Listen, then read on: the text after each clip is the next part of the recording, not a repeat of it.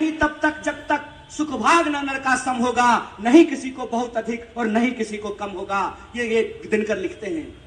ये बिहार की जो ऐतिहासिक परंपरा है, ये बिहार की जो गौरवशाली परंपरा है, उस बिहार की गौरवशाली परंपरा को धूमिल करने का काम किया है भाजपा ने। बिहार की गौरवशाली परंपरा को पलटू राम बनाने का काम किया है भाजपा ने। इसीलिए मैं आप तमाम लोगों से एक अपील करना चाहता हूं, सवाल चुनाव जीतने का नहीं है, सवाल किसी को मुख्यमंत्री और प्रधानमंत्री बनाने का नहीं है। सवाल यह है कि बिहार में रहने वाले जो 14 करोड़ लोग हैं, चाहे वो किसी भी जाति के हों, चाहे वो टीका लगाने वाले हों या टोपी पहनने वाले हों, किसी भी धर्म के हों, किसी भी संप्रदाय के हों, किसी भी बोली को बोलने वाले हों, चाहे वो मगही बोलते हों, भोजपुरी बोलते हो, मैथिली बोलते हो, अंगिका बोलते हो, कोई भी भाषा बोलते हो, बिहार के जो 14 करोड़ लोग हैं उनके आत्मसम्मान का सवाल है। फुटबॉल है जी, हैं? वोट ले लीजिएगा और जब मन करेगा तब लतिया दीजिएगा, हैं? ये जो बिहार के लोग हैं, बिहार के लोगों को ये सोचना पड़ेगा।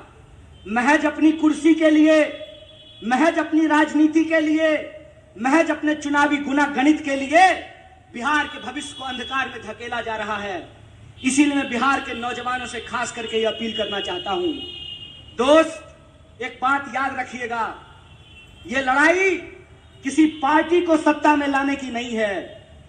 यह लड़ाई इस बात की है कि अगर हम इस देश के नागरिक हैं तो हमारा हक इस देश के दूसरे नागरिकों के बराबर है कि नहीं है। लड़ाई इस बात का है कि अगर इस देश में गृह मंत्री का बेटा कौन है, बोलिए ना जी, आपको ईडी से थोड़ी डर लगता है। अरे आप लोग तो ईमानदार लोग हैं। आपके घर पे अगर इनकम टैक्स वाला आ जाएगा तो उल्टे उसको चाय पिला करके जाना पड़ेगा। आपको घबराने की जरूरत नहीं है।